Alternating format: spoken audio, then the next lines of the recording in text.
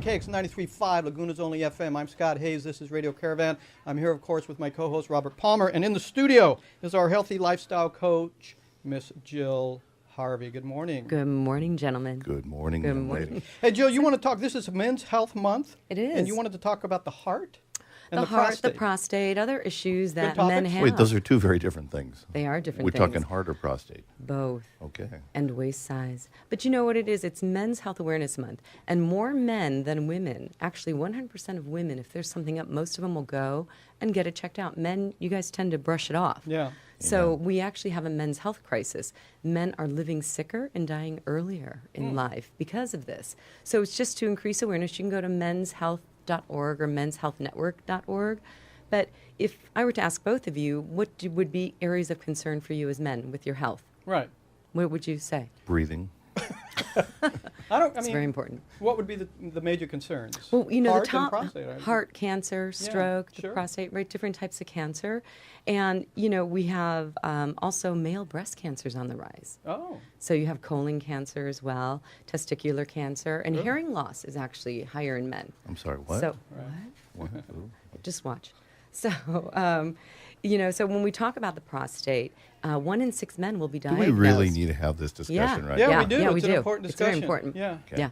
One Wait in till we six- get to the other stuff. My Yeah. 1 in sphincter was 6. tight. 1 in 6 men will be diagnosed with prostate cancer in their lifetime. Wow. And in the African American men, 1 in 5. So you want to know your family history. And if there's family history with anything, Right. you know, whether it's diabetes or cancer, definitely stay more on guard, more checkups. You know, women Go do a on. lot of their own self-testing on their... you Here know, we go. Should I be testing You could for try my it, Robert, and let us know how that goes. Yeah, that'd But be you know good. what men do is they go through and they get blood panel work and they check Right. their PSA count, right. Right. Which I know you do that as well. They get the colonoscopies Right. that are recommended every year. Very, very That's a good. good time. Very good. But, you know, the Loved PSA it. test is that blood marker to see where you are at risk for it. So, Okay. but if you know, do you even know what your prostate gland is, where it is, and why you have one and we don't as No. women? Yeah. You know. You don't. I really should Women have don't have slept in it. this By the way, it's not prostrate. Should I have known that? I guess I should have. How embarrassing am I? You should have known that. Yeah, but everybody else didn't get it either. Yeah. So. Oh. But why do we? That's interesting. So, Yes. your prostate is about 1 ounce. Right. It's the size of a walnut, shaped like a donut. Okay. It sits below the bladder, behind the pubic bone, and in front of the rectum. I'm just helping out, guys. No, that's good. I'm Okay. not going to sleep for a month. So, and it surrounds your urethra. That's okay. You can Okay, say we that. know You what can the say that word. urethra is. Thank you. Yeah. It almost came out bad. It's like a bad porn movie or something. So, your prostate is involved in controlling the flow of your urine and Right. production of semen. How about Right. that? That's kind of- Hence why we don't have one of those. So it Sailors. starts changing. Your prostate starts changing Okay. around the age of 40. It will start to grow, and it grows slowly. And in some men, though, it doesn't stop growing. Right. And so we get chronic issues with that. And again, that PSA test is there and available. Yeah. And then when you look at it, you can have natural treatments to help your prostate. When you along. look at your prostate? Well, when you look at the health of the prostate Right. in Okay. general. So you have food therapy, zinc, any foods with zinc, very high, known to help keep the prostate normal size and Good to- shrink it. Good to know. Yeah. You What can- foods come with zinc? I'm curious. You know? Pumpkin seeds, sunflower seeds. How I about- think How some about of your chia seeds? Let's not go back to chia seeds. Maybe. Maybe though, I think yeah. they Always do. good, always good. Yoga is good because it brings blood flow to the pelvic floor and to the Right. whole groin area. So I'll Right. see you guys in yoga soon. Yeah. Some imagery, imagining your body and that prostate healthy. Reflexology, and always cooperate with your doctor. So, and saw palmetto. It's an herb. It has a compound in it that's been known to help control the testosterone that can go awry and create issues. Size does matter when it comes to your waist. Yeah. Okay. So, men, the waist size, when we're carrying belly fat on men or women, Yeah. very dangerous. If it's over 35 for women and over 40 for men, it's only 35 greater for women, 40 for men. It's the visceral fat, that deep belly fat, and it just puts pressure on the liver. It's too close to the internal organs, and it can cause your blood pressure to increase, your LDL levels to increase, your cholesterol. So, you know, your blood glucose. So you want to keep a healthy waist size, and it's the deep visceral fat.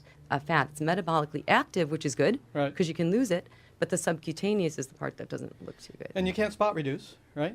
I mean, men can't just automatically try to remove the You body can't just do crunches all day long. Right, You have to yeah. eat well. You have to really get into your diet and your decision to be well. Yeah. So, yeah, and when you take the measurement, by the way, not just where your pants ride low on your hips, around the middle of the belly.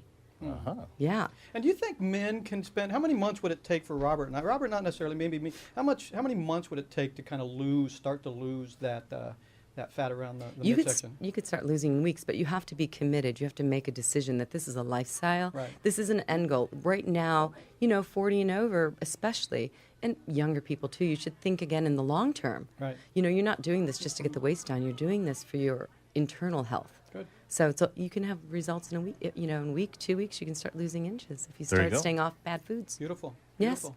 Jill Harvey, our healthy lifestyle coach. Thank you so much. You are so Thank you welcome. so Take much. care of your Always. health. Hi, I'm David Wilhelm, and this is Jimmy's Famous American Tavern. Jimmy's has been called a casual comeback for me. I think that's because most of the restaurants that I developed in the past were white tablecloth, upper-end restaurants. Jimmy's was designed as a place for friends and families to gather and enjoy regional American comfort food in a casual setting. Jimmy's Famous American Tavern. Simple and traditional.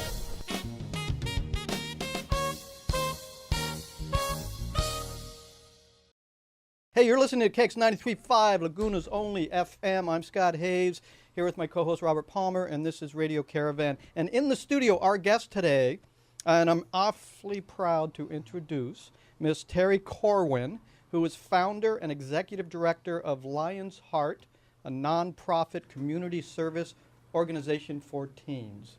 Good morning, Terry. Good morning. Thank you for having me. Stay close to the being mic had. for us. I don't want you to lean in, so I'm going to talk a little bit. Good morning. So good to see you. So Terry was named one of 20 women to watch by OC Metro Magazine last year. Terry also appeared on the Katie Couric Show. Women Who Should Be Famous show. That's right, Women Who Should Be Famous, which is, pretty She is, I impressive think. resume. Yes. Yes, thank you. So Far more than ours. That's for yeah, sure. totally. Last week you had, I think you called it the Pride of the Lions, which was to explain the Pride of the Lions last week. Well, we have different chapters in Lion's Heart. Okay. So we organize the kids by gender, by grade level, and then by area. So when a chapter gets large enough, we have an awards event because we're a qualifying organization for the President's Volunteer Service Awards. So we give those out, and Torchbearer Awards and Golden Lion Awards. So we have an awards event for the kids. Beautiful. And you told me you had roughly 1,500 people show up at this event? The members and their parents and the Wow. class coordinators, and yes, we hire a professional photographer to take the pictures of the award winners. And We've tried to yes. hire professional photographers, but they were late today. So you have roughly, let's back up a little bit. Okay. Let's talk a little bit about Lion's Heart. What inspired you to sort of found this organization, and what exactly is it? Can you kind of help us out? Yes. When my older son, who just graduated from college last week, when he was in 7th grade, I wanted him to start giving back to the community. I was in National Charity League. I grew up in Newport Beach and did that as a girl, but I had 2 boys. So I wanted them to start giving back to the community. So I really couldn't find something that was strictly community service. So I started Lion's Heart for boys, actually, with just 20 boys. They were in 7th grade, his friends.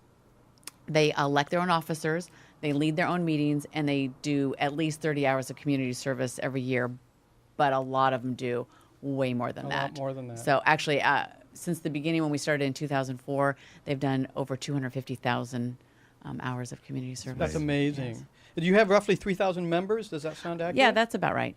And chapters in almost every city in Orange County and 9 states? 9 states, 35 chapters, 165 groups. What do you think, why the growth over 10 years, such a phenomenal growth over 10 years? Well, it outside of surprises me too, 20 actually. 20 boys in 7th grade. Right. I really only ever thought there would be maybe 6 groups of boys, maybe by the time my son was, a senior in high school. But we started having girls. The girls wanted to join. We keep them separate. There's not. They can do community service together, but the meetings are strictly just per gender. So And you decided to do that because why? someone asked. I And know. thought, the Why girls? separate boys and girls? Oh, I don't know. I just didn't think that just complicates things. I Put a think. bunch of high school boys and high school Oh, girls yeah, together. yeah. They're going to lose a little focus. I see. Yeah. I see all the heads going yes. Yeah. So anyway, we have these chapter events Okay.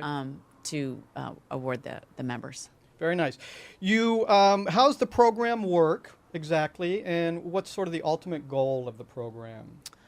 Well, it works in that they're organized in groups, small groups, anywhere from 4 to 20, like I said, in the same gender, the same grade, and same Okay. area. So they elect their own officers. They meet. They learn how to come together with an idea and then implement that idea. So they come together, and so we're hoping that the synergy of working in a group, I mean, anyone can give back to the community all by themselves, but hopefully when they're dealing with their friends, it's more fun. So Okay. that's part of our mission, is that it's fun for the kids. And is it driven by the kids in the group? They make the decision, or are their parents involved that nudge them in a direction? or Well, is it we really have their choice? we've actually have a one parent that's in charge of each group, but we call him a coordinator, a class coordinator, Okay. not a leader, because the members elect their own leaders, and so they run their own meetings. We kind of teach them Robert's Rules of Order light. You know, they are kids. I have And, some good rules, don't I? yeah. So we ask the kids really to come to the meetings with ideas. We want it to be driven from the kids. We, as an organization, get contacted by organizations like United Way and Habitat for Humanity. They need volunteers, and so we'll pass that along. But that is a courtesy. They're really It's their kind decision. of it's yeah. their decision, and really we don't tell them what charities to do. You know, anything like that. We pass along opportunities, but we let them be inspired for whatever they want to do. That's wonderful. When you first started with your own son, Mm-hmm. what did they pick? What were some of the first ideas they had? Well, one thing that they did every year, they did the same thing every year. They had one special project, and they put on a little carnival for a women's shelter in Tustin. And to see these little 7th grade boys go to an area that they're unfamiliar with and see women and children in a situation that they're unfamiliar with, I think that they really appreciated their own lives and could see that other people needed things. And just for them to be playing with these kids for an afternoon, to give the moms a break and do a little face painting and chalk and jump rope. It was nothing. We don't raise funds. It's not about fundraising. It's just about giving their time. So bring some chalk and some jump ropes and play with these kids for an afternoon. And they did that every year for the whole time they were in Lion's Heart. And when we saw these great big seniors with these little kids, it was really great. That's I great. really like that. Your organization tends to emphasize leadership and working collaboratively. Yeah. Thank you, Robert. You're welcome. There goes my speech impediment again. And so they get together and they decide how they want to sort of volunteer their time as a group. As a group, they can do things on their own as well. But it could be as simple as, let's all do Saturday, let's just go to the beach and pick up trash. It doesn't have to be, they're not putting on fundraising events. They're just doing things for the community. So, and that we emphasize helping their schools or other schools. So, and tutoring other kids that need help. I want to come back to the question of the growth of the organization. 10 years ago, 20 boys in Yeah. 7th grade. Right. Today, we just sort of mentioned 250,000 hours of volunteer, 9 states, 3,000 members. What do you think attracts people to your organization that they're reaching out? You're not reaching out to them in other states. They're coming to you. I can't afford to do that. Yeah. What do you think it is they're seeing that they're attracted to? I think it's the simplicity. We don't tell them what to do. They're in charge of their own world, their own giving. So, and it's their time. I think it's the parents. We don't encourage. We encourage parent involvement, but it's not required. So it's simple for the kids. They get to do it with their friends. Yeah. And then I think the growth is that people have moved away and they still wanted to do it because it's simple. I created the organization that I wanted to join. So I wanted to keep it simple. There's few rules. We have a couple deadlines that we really stick to, and there's few rules. We give them some cool T-shirts to wear, and we have a pretty cool What's website. really unique about it is there's so many organizations that try and get kids involved. We were talking about that before the show, how parents want their children to learn, to be philanthropic and do those things. Yours is truly unique in that they make the decisions, especially at such an early age. Often it's, hi kids, we're going to go do this. Follow mom, follow dad. They might not be interested, they might not like it. But how wonderful to let them make the decision on their own and pick their own projects. Of course, it's more meaningful to them that way. I think so. They're forced. We require so many. They have to do 8 meetings in a year, and they have to attend about half of them. So they're in a meeting situation. They have a president that's leading the meeting, which is their peer, and they're talking about it, and they're accountable because they talk about it. And everyone has a volunteer log on our website, and it's very transparent. And everyone's hours, it's all out there for everyone to see. And it's a little bit competitive, and I think they have fun. Really, I think they have fun because they're doing it with their friends. Give the website. lionsheartservice.org. lionsheartservice.org, www. www. And we have an app for the kids. We just came out with that about a month ago, so the kids can log in their hours on their app. And it really is a beautifully designed website. You spent Thank you. a lot of Yeah, it time is. and effort producing that website to Yes. make it available to the Everything is on the website. and it tracks all the volunteer hours, et cetera. And every group has a class page, so they can see their officers throughout the years, their award winners throughout the years, and then there's a scroll of photos of them doing community service, and so it's their page. With their meeting minutes, which are also transparent, their logs, transparent. Nice. 20 Women to Watch by OC Metro Magazine. Katie Couric's Women Who Should Be Famous. We're going to take a short 1-minute musical break. We've got some people who are involved in your organization coming in as well, and we're going to kind of situate that for the cameras. We have a few hundred people who are involved. There's a madhouse out there. It's a madhouse out there this morning, yeah. All right, well, back in one. Brian, take us out of here with a little music, please. Hi, I'm David Wilhelm, and this is Jimmy's Famous American Tavern. Jimmy's has been called a casual comeback for me. I think that's because most of the restaurants that I developed in the past were white tablecloth, upper-end restaurants. Jimmy's was designed as a place for friends and families to gather and enjoy regional American comfort food in a casual setting. Jimmy's Famous American Tavern. Simple and traditional.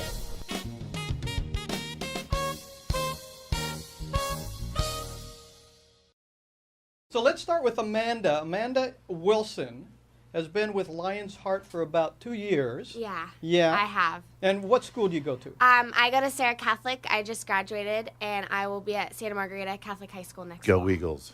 Go Eagles.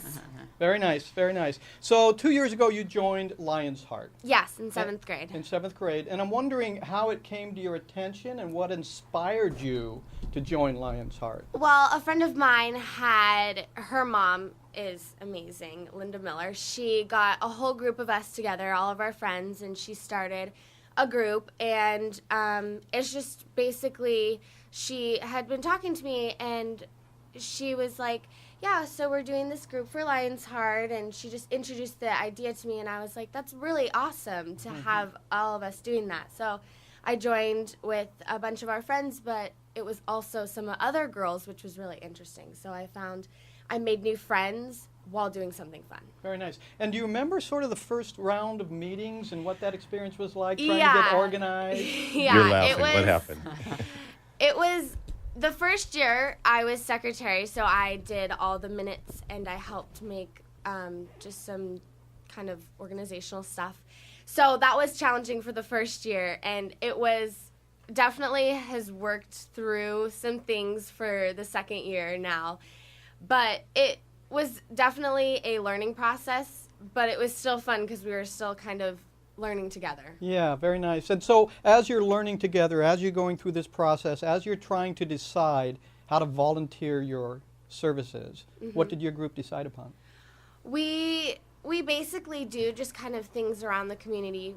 I know some girls work for Isaiah's house, and others work with different just groups in local communities. I work mainly with my church, and I know others do as well. So we kind of branched out to smaller groups. Nice, nice. Yeah. And so what did you find yourself getting out of the experience of Lion's Heart and volunteering your services this way? I found a way to help people who've helped me. Like, I know some people, you volunteer because you want to help from what you've given. So many people have helped me through what I've done and what I've been through that I wanted a way so that I could give back to them and help them without them really realizing it, which was really nice in a way. Yeah, beautiful. We also have in the studio, by the way, Karah Curtis, who is Director of Operations for Lion's Heart. You're a parent. Yes. You're a class coordinator, and you Yes. lead a group of kids currently? No, Okay. I was Terry's second class coordinator. My son is now going to be a senior at Go Buffs, Colorado. Oh, yeah. And my One of my daughter's arch going to be nemesis, a sophomore at Go Horned Frogs, TCU. And so I started with my son's group, and Terry asked if we could get a group, and I had a group of 20 boys, and 13 of them finished all from 7th grade all the way to senior year. So they earned the Golden Lion, which was pretty remarkable for a group of boys to stay. Well, let me back up. It's remarkable for a group of boys to finish anything, Yeah, frankly. exactly. You started a group of 20 boys in the 7th grade, and they stayed together as a Well, group through 13 high of them finished through the whole time. Uh-huh. They stayed, and if you finish all 6 years, you get the Golden Lion, which it was really a task for them to stay focused in this, because they start driving, they get all excited to do things, but they really gave back. And then my girls group, which was 2 years later, so I was coordinator for both, they ended up, I would have to say when I went to the senior awards that all but 2 were valedictorian, and they were officers of anything at the school. That's amazing. So they really got involved, and I think it started from just 7th grade, being with their peers like Amanda, and learning to give back and understanding that it's not so. It's not so. Yeah, it's not so overwhelming, and you can talk in front. I mean, I used to make them run for their office. And 7th grade, they go, "Hi, my name is Trevor, and I'm running for office because Mrs. Curtis is making me." And then by senior year, they're like, "Okay, this is the reason why." They're very dynamic, and they've understood that they can make a difference in their schools and the community. And my boys, I took them to the Rose Parade every year up in Pasadena, and they glued one year these little lentil beans, and it took them like an hour and a half to glue a patch this big, and they didn't realize until they saw the parade that that little bit of time made a huge difference. And they had to cut flower petals and all that stuff, but those little things, and it built character, it built integrity. And just the other day, Carter, who won the torchbearer senior year, told me that he got his internship, and he's going to be a senior in college just like my son, because of Lion's Heart, because the guy said to him, "I had all these applications, but you're the only one that had service on his resume." It's amazing. So, he goes, "It really helped." And I talked all about Lion's Heart. And I was like, you never knew in 7th grade how important it was, did you? Tara, you must hear this anecdotal information all the time of students who have gone through the program and how much it really brought value to their lives later, yes? Mm-hmm. Yes. Yeah. In different ways. Mm-hmm. In different ways. Karah, let me ask you, how does the organization define community service? If I were part of your organization and I wanted to babysit my younger brother, is that considered community service? It's torture, but it might not be community service. No. No, because you're helping your neighbor, your relative. That's not giving onto others unselfishly. That's kind of responsibility of being, a family member. So if you're going to go and help others, that it's purely, and that's why I was talking to Amanda about an unselfish motivation, like taking the tags off people's gross running shoes after running in, the mud run down in we help a lot of nonprofits with their events. We don't put on fundraisers, but we help other nonprofits with their events. So the nonprofits out there who may be listening to this program or maybe watching this program on TV, they can come to your organization and say, we got a program coming up. We need volunteers. Can you help us out? Absolutely. Actually, we have a volunteer outreach chairman, and she does this for all of our chapters nationwide. And she takes all the requests, and then she sends it out to whatever groups, chapters, et cetera, that, within the geographic area, and she sends them out, and we put them on our calendars so the kids see those, and it's a good system. So, yes, please, we like those opportunities for our members. Your organization is run by all volunteers? All volunteers. That's amazing, isn't it? That is amazing. I mean, think about that. 3,000 members, 9 states, every city in Orange County, all volunteers. Karah, as a leader, as a parent of this organization, seeing your own son or sons, son and daughter go through the program, what was the benefit to you as a parent and a leader of that? Well, Pride. She gets to work with me all the time. That's it, right. That would be a benefit, I agree. No, I think that anybody can work and anybody can be paid, but my mom always donated her time at the Art Museum when I was a kid, so I always saw somebody giving back, and I think that it's just especially in the environment that we're living in, but it can open the doors to other people.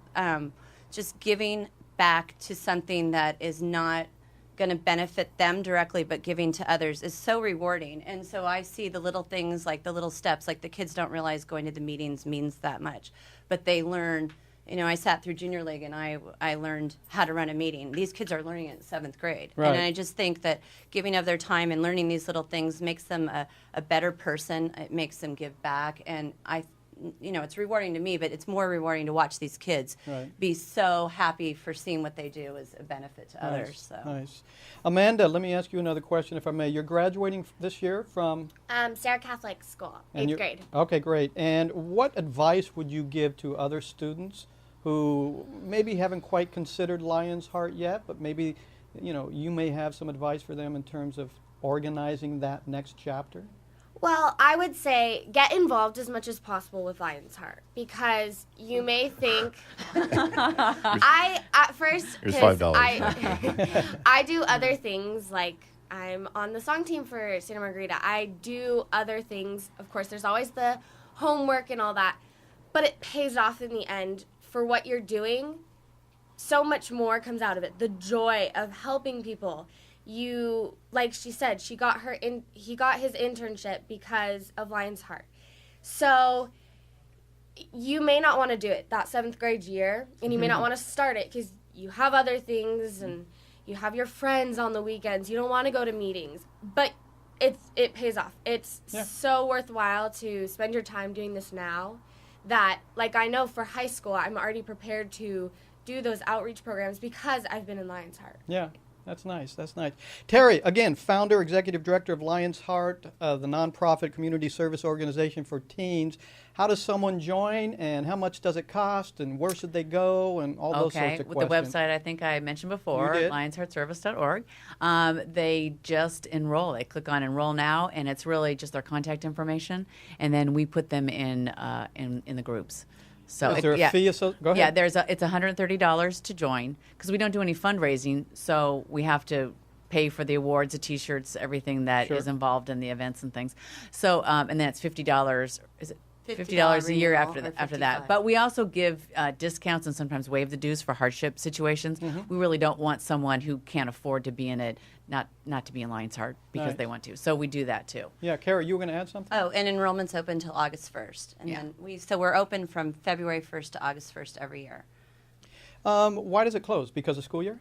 No, we don't want to do like a proration of hours, and the groups really get situated. They elect their officers, and so It's complicated. it's a little complicated to then bring on people. So our year actually is May 1st through April 30th, and then we have our awards event in June. Very nice. People are constantly contacting the organization, constantly looking for starting new chapters, Terry, yes? Yes, actually, we just got a request for Massachusetts 2 days ago. Yeah. How does that get to Massachusetts? How does that Because someone in Ridgefield, Connecticut, which is a huge chapter, she moved. There you go. So it's really that simple, really. It's actually, we've grown more from word of mouth than being on the Katie Couric Show. Well- I have to say, it's moms talking to moms. That speaks volumes about the organization. It really And does. how many yeah. people watch the Katie Couric Show? Yeah, I have no idea. Terry, did you ever imagine 10 years ago when you launched this organization that it would grow to such a level? No, Yeah. absolutely not. Yeah. But I'm very proud. Very nice. Robert, any last thoughts? No, just very proud of your work in the community, and you for joining, and for Mom for helping. I love hearing stories like this, especially when it's all self-motivated. It must be wonderful to see something that you just started to help your son with a few years ago grow into such a wonderful creature. Yeah. Thank you for your work. Beautiful. Beautiful.